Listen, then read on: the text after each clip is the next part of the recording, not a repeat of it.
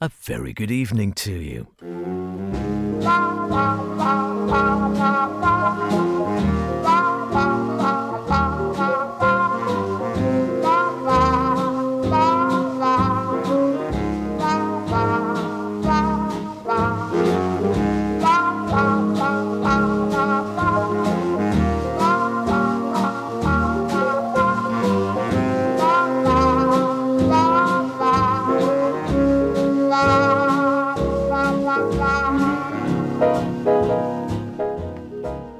Welcome along to another Sweet and Swing here on Max Radio.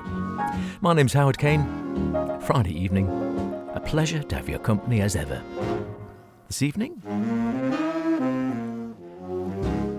more from Flanders and Swann as we continue our little retrospective at the drop of a hat, other hats, and where else?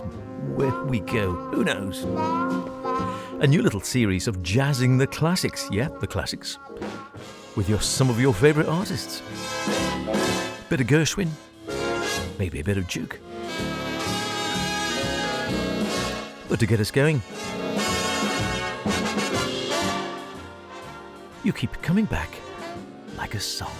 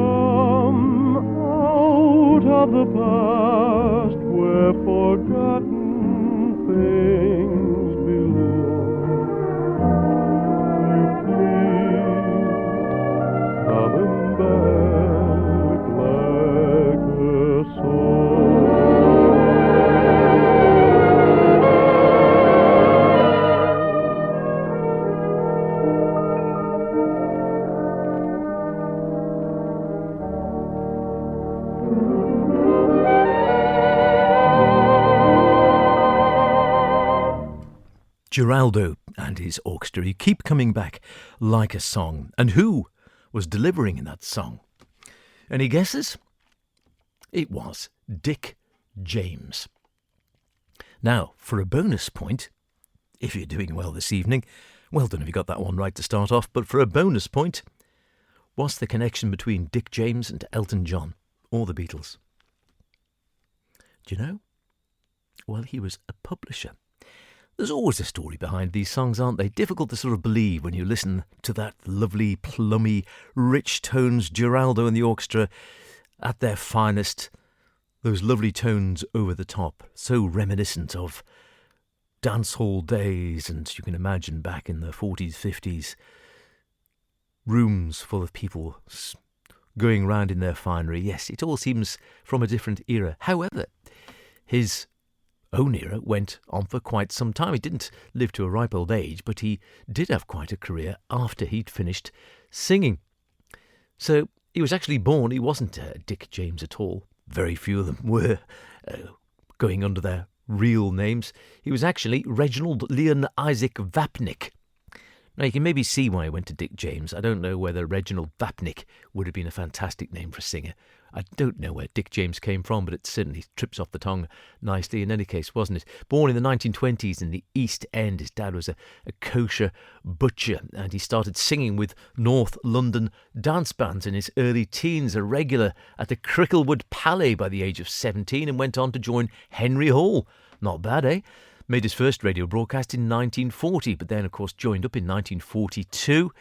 Happily managed to get through the war. Let's face it, not all of his compatriots did, and we'll know Ken Snakehips Johnson and Al Bowley and so many others who lost their lives during the Second World War. James got through okay, continued singing after the war with the like of Geraldo, we've just heard, and later on part of the Stargazers, who were very popular in the early 50s. Is in the top 10 Melody Maker vocal charts quite often as well, alongside the likes of Dickie Valentine and Frankie Holder, according to Mr. Wiki. But then he went into the music publishing business as his singing career tapered off. In the late 50s, he joined Sidney Bron Music as a song plugger, but then decided and set up on his own, opening Dick James Music just before I came into existence in 1961. By 1963, he was contacted by some Brian Epstein, whoever he was, looking for a publisher for his second Beatles song, Please Please Me.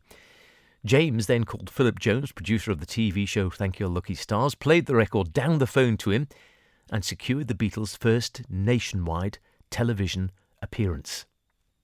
It's all wonderful stuff, isn't it? They went on to establish Northern Songs Limited with Beatles, John Lennon and Paul McCartney to publish Lennon and McCartney's original songs. Fellow Beatles, Harrison and Starr, also signed to Northern Songs as songwriters, but didn't renew their contracts in the late 60s. James's company, Dick James's Music, administered Northern Songs.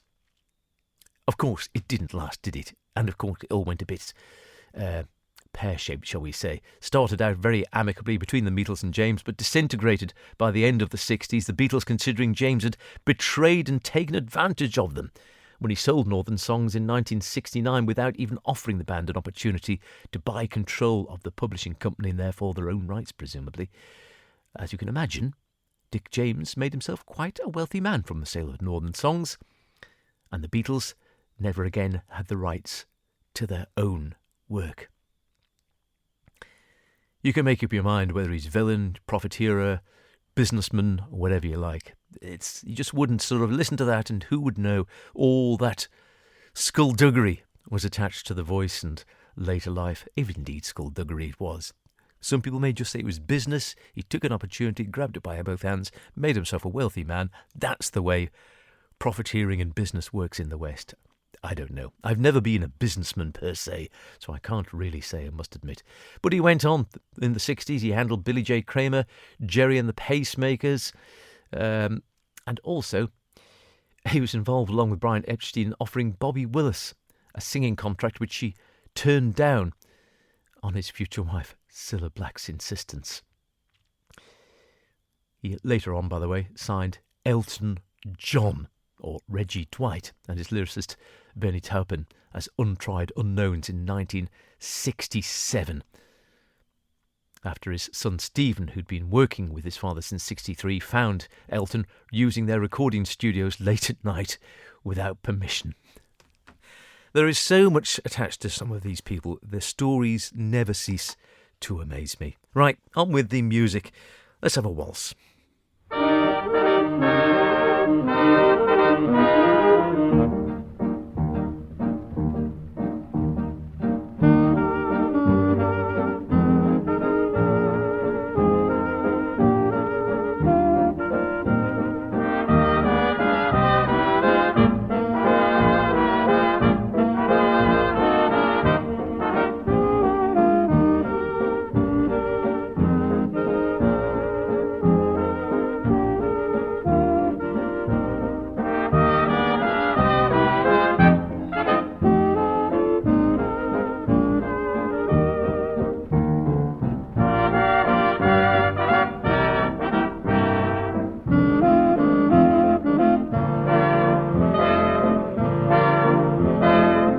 Was a mortal with feet on the ground. There I was standing with people around. Lovely music started somewhere, and I started floating on air. Into a dream world I wandered afar.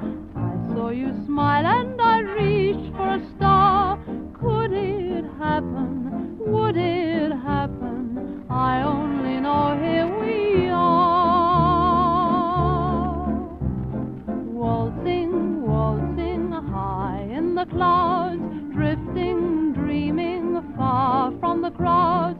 Over a moonbeam we strolled away, while the world below seems to roll away. And we go waltzing, waltzing high in the clouds, only you and I in the clouds.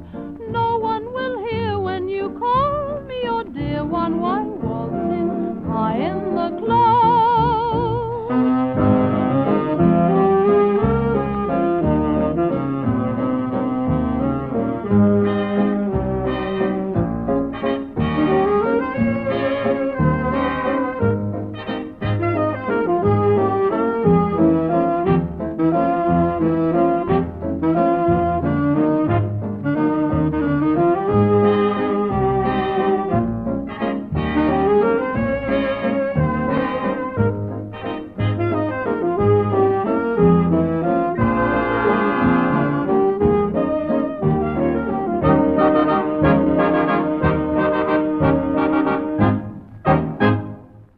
And that's that. Do you have a little waltz round your living room? I take it you're all well in any case.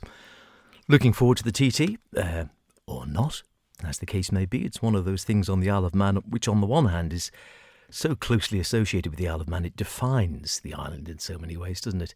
And yet remains so controversial after all these years. You know how dangerous it is and such like, and so usually divides the island.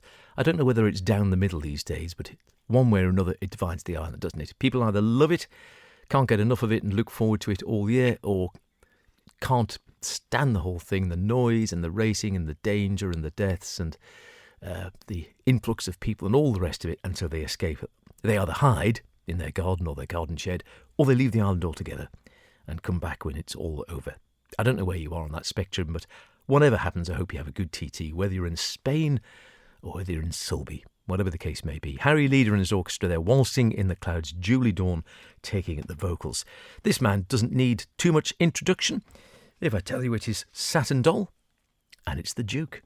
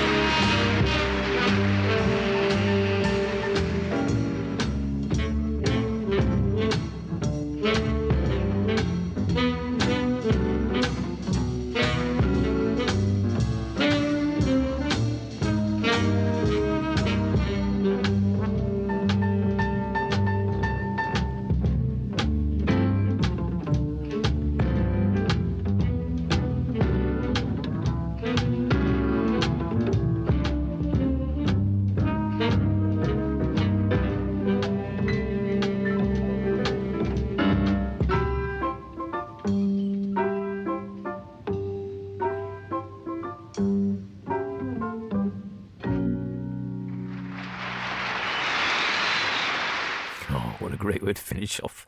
Going up a tone there. Ding. Oh, wonderful. Duke Ellington and the band in Mexico, live, as you might have gathered. So it does include on this CD, includes the previously unreleased Mexican suite. Well, that was Satin Doll, of course, not part of the Mexican suite, which I think is all on one track here, on track 4 on this CD. So it is live in Mexico. What it doesn't actually give is the recording date, which is a bit unusual. Later on, I would say, sort of 60s or somewhere around there, I would guess, and that's a slightly more modern band, but some of the well-known names from the Duke Ellington Orchestra there himself. So Ellington on piano, of course, Johnny Hodges on alto sax, Paul Gonzalez on a tenor, Harold Ashby on tenor as well, Harry Carney still there on baritone sax, and Cat Anderson trumpet with Cootie Williams there as well, and Mercer Ellington. So some of the great well-known names from the band there, but I think it's later on. I'm guessing that's sort of late 60s or somewhere around there. At a guess. If you know better, let me know. You probably do. Howard Kane at manxradio.com. CAINE is the address. And always delighted to hear from you. We've had a little bit of mail of late, a few people saying very nice things. A couple of thoughts of people who enjoyed the coronation special, which is very nice. Thank you very much.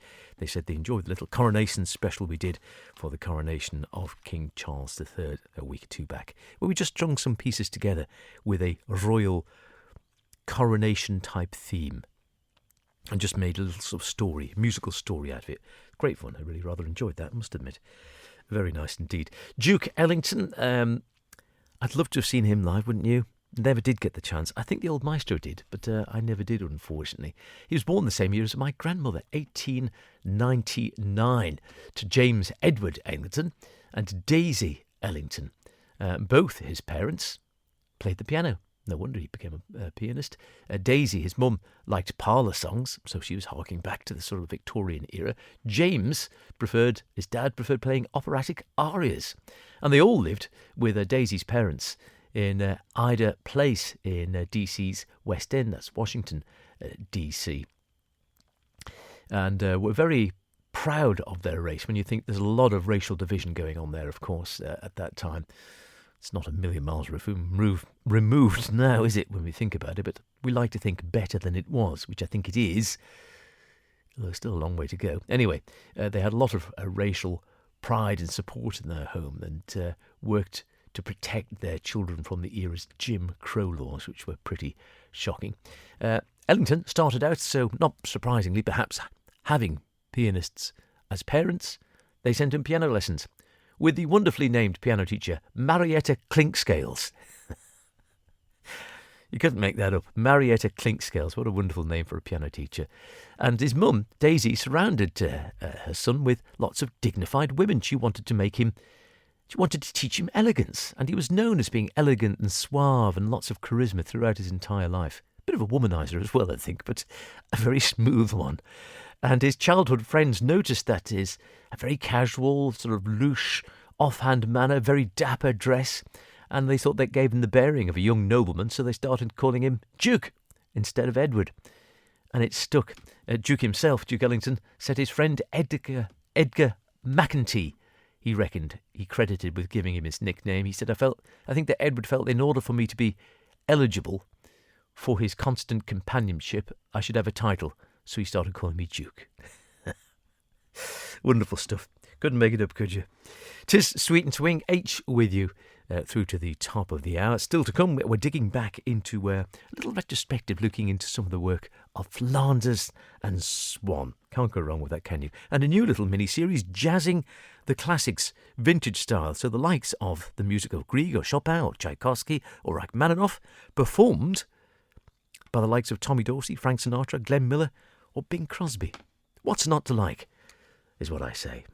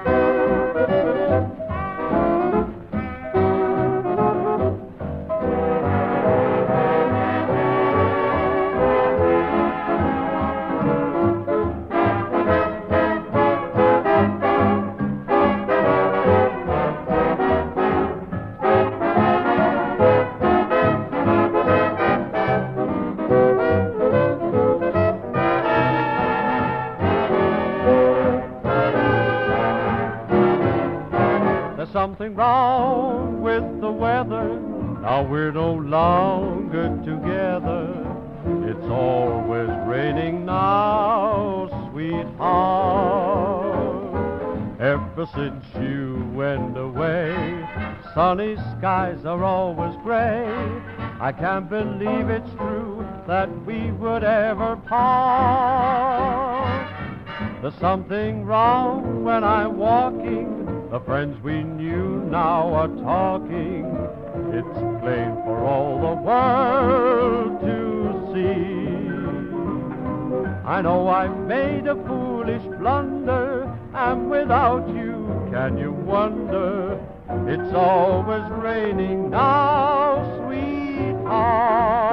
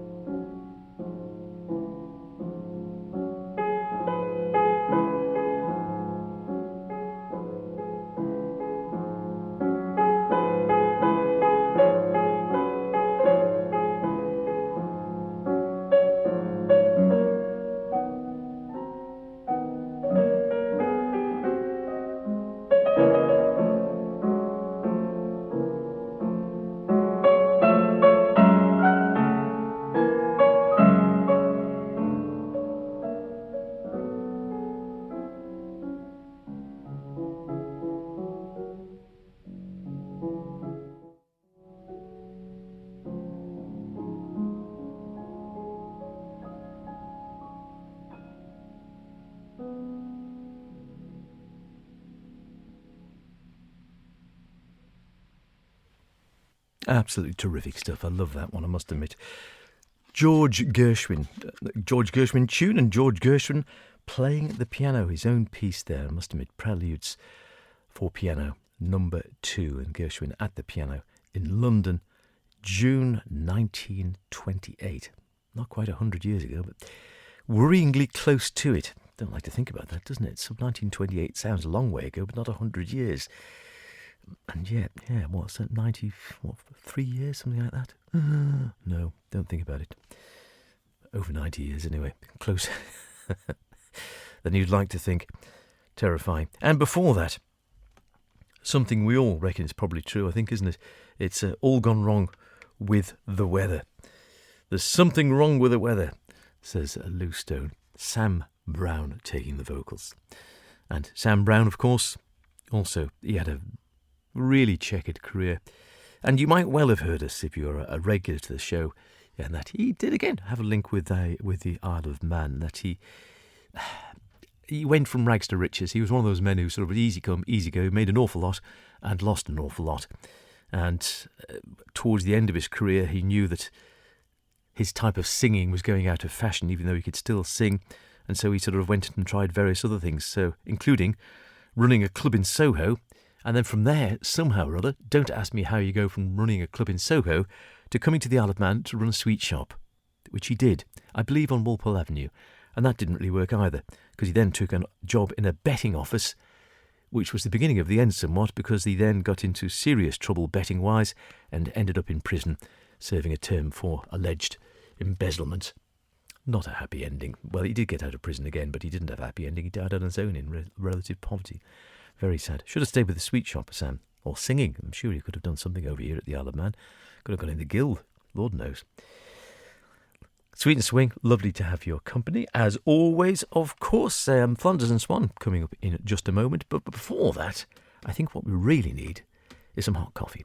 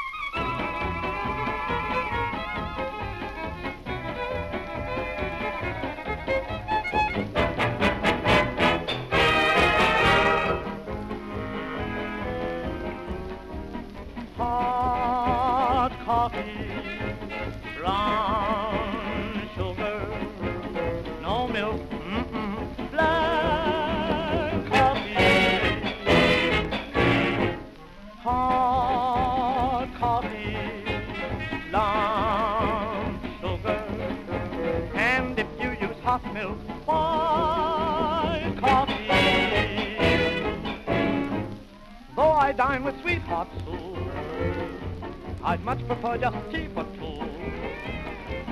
When I'm dining with my sugar, I pretend that I like fine hot coffee.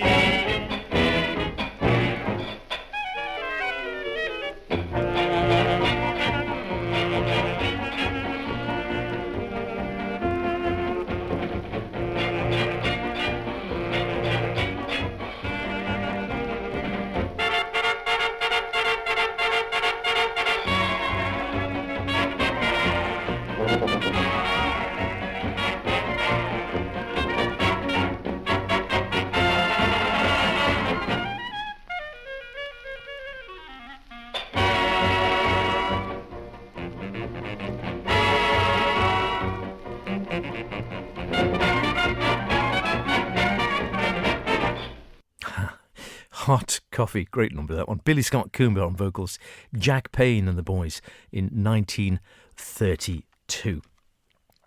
Now, Flanders and Swann, we're doing a little mini-series on Flanders and Swann at the moment since I discovered this box set, which I didn't realise I'd actually rescued up here from Music Man Towers, but indeed I had, at the drop of a hat, at the drop of another hat. And what's the other one?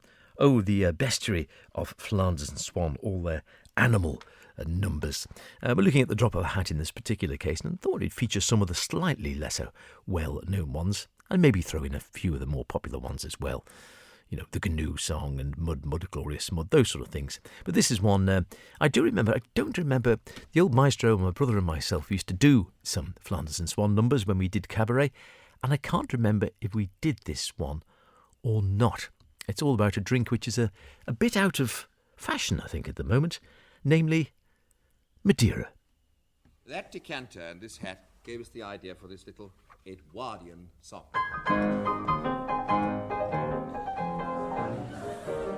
She was young, she was pure, she was new, she was nice, she was fair, she was sweet, 17.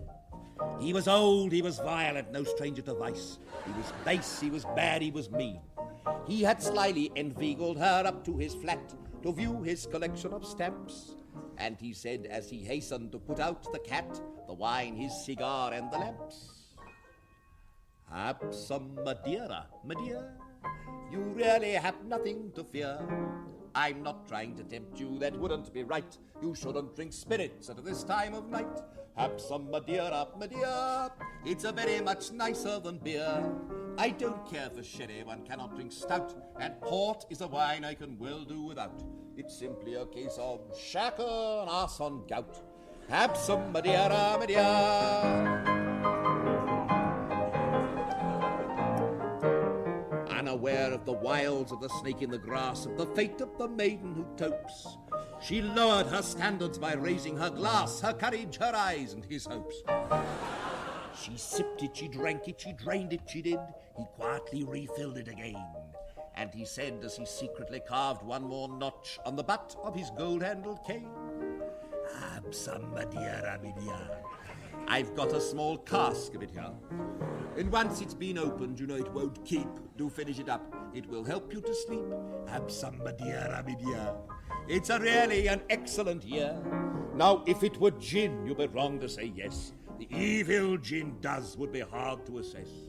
Besides, it's inclined to affect me prowess. Have some Madeira, Madeira."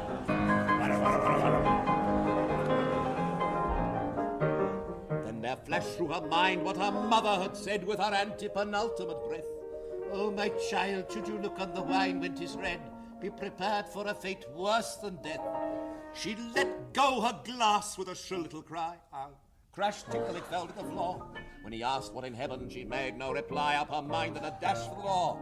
"Have some Madeira, Madeira," rang out down the hall, loud and clear, a tremulous cry that was filled with despair as she paused to take breath in the cool midnight air. "Have some Madeira, Madeira," the words seemed to ring in her ear. Until the next morning she woke up in bed with a smile on her lips and an ache in her head, and a beard in her ear roll that tickled and said, "Have some Madeira, Madeira."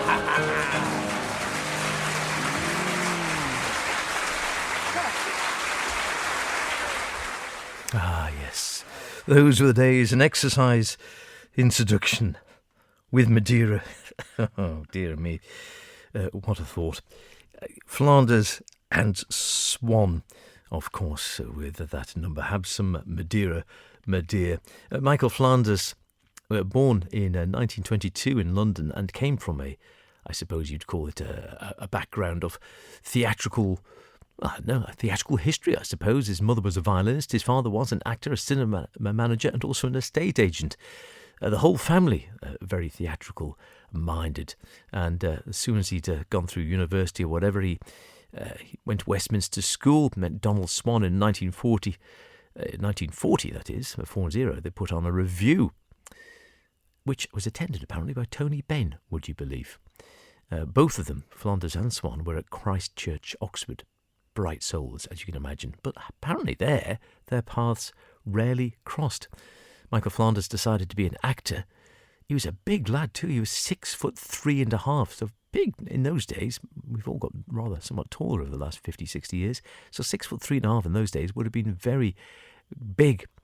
And he was considered a really, really good actor. Someone said he was the best student actor I've seen. Tall, handsome, a great mover, superb voice, great intelligence, everything. He began his professional life in You Can Never Tell and went on to perform in Auden's The Ascent of F6 and Pirandello's Henry IV. Then the war came, of course, and Mike joined the Navy. He was torpedoed and then off the back of that contracted polio. And that was it then for the rest of his life. He was condemned to spend his time in a wheelchair, which is how you always see them, him in a wheelchair, Donald Swann at the piano. One of his lungs became completely useless as well, but the other apparently vastly improved by daily singing whilst they were recording. There you go. Singing is good for you. We'll hear a bit more about his compatriot Donald Swann next week. For now, let's crack on with a bit more music. Still got our Jazzing the Classics to come up yet, but before that we're going to do a little bit of a sentimental interlude.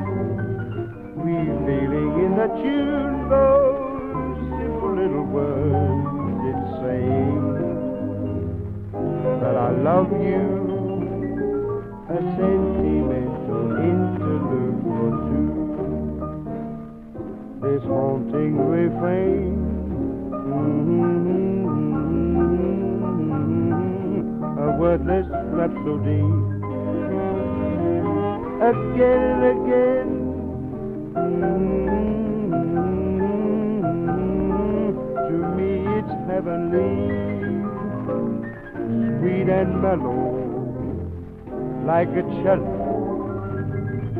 revealing in the tune those simple little words. Why, it's saying that I love you, a sentimental interlude or two.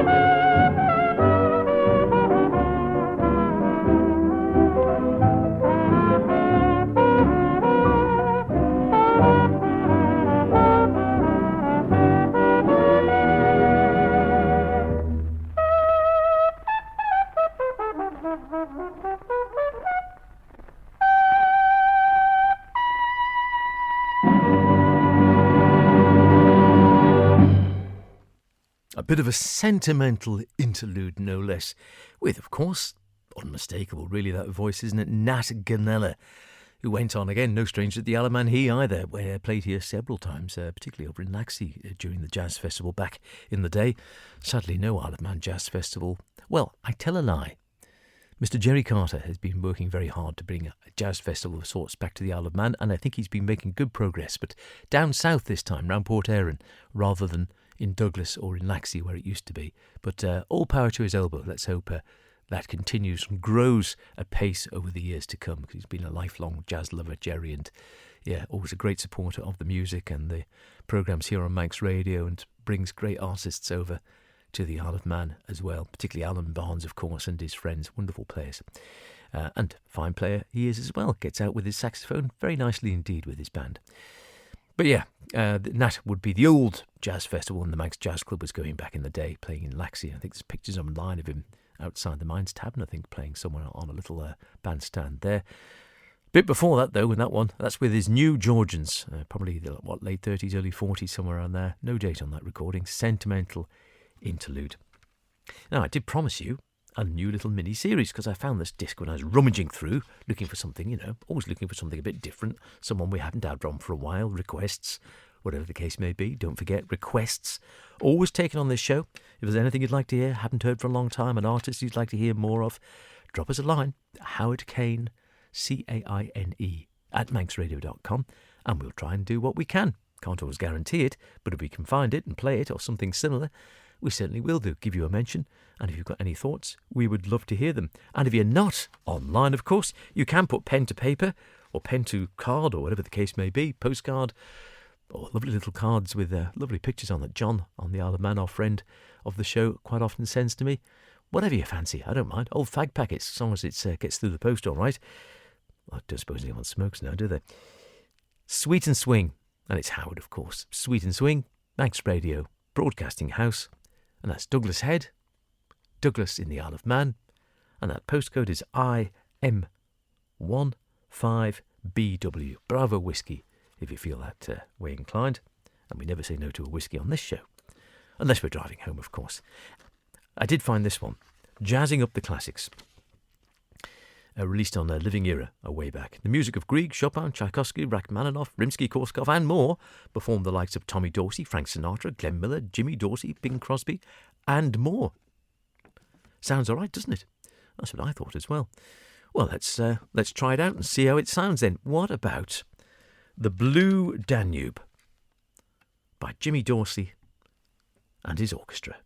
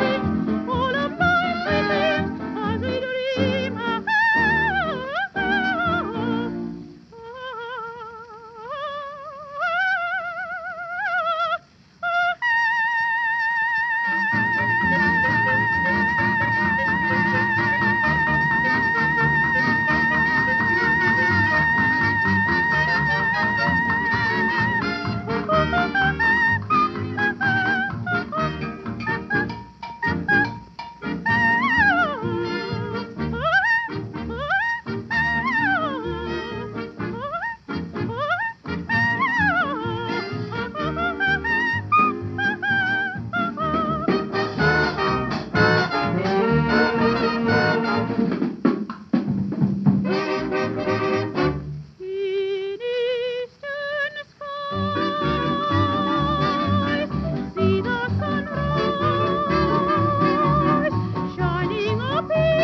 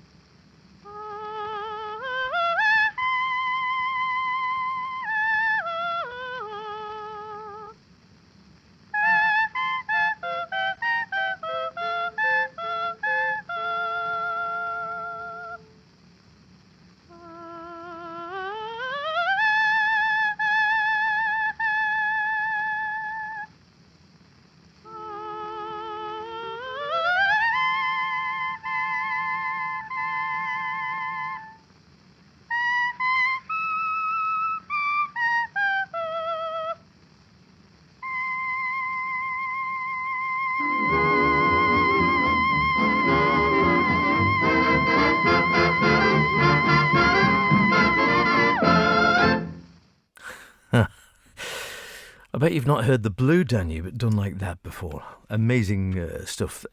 Maybe not your bag. Maybe it is. I don't know. It's something different, though, isn't it? You can't deny that one way or another. We always aim to bring you something a little bit different on Sweet and Swing as best we can. So, yes, the Blue Danube, jazzed up somewhat. The Blue Danube itself, of course, was composed back in 1867, heard here in a Nat Schuckert arrangement. Jimmy Dorsey and the orchestra. Jimmy himself obliges or obligatos on the clarinet there, and then you have that extraordinary voice, instrumental sounding as well, the instrumental coloratura, as it says on the liner notes, although they also call it the instrumental coloratura warbling, which sounds a little bit sort of disrespectful, I think, doesn't it, of Metropolitan Opera soprano Josephine Tuminia. You can't get away from the fact that she can sing, the girl, can she? What a note. And I thought she was going to go for that really high. Would it be a C or something at the end? Very wisely didn't. But some of the notes she was holding in the middle there, amazing.